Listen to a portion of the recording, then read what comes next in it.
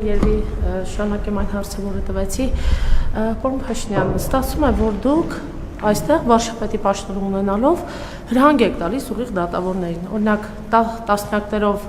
բանտում պահել Ծաղուկյանին, Սամվել Կարապետյանին, Քոչարյանին,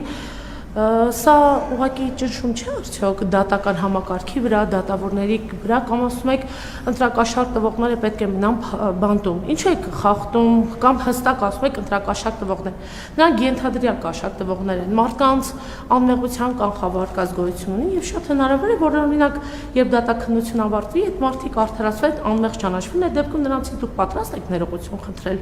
եւ այսպես ուղիղ դատավորներին հրահանգել, որ պետք է անցկացնեն բանտում, գուցե նաև գնում են խափանման միջոց, օրինակ տալիս են տնային կալանքը, ինչի այդ բանտային կալանքը։ Այս հարցին կցանկանայի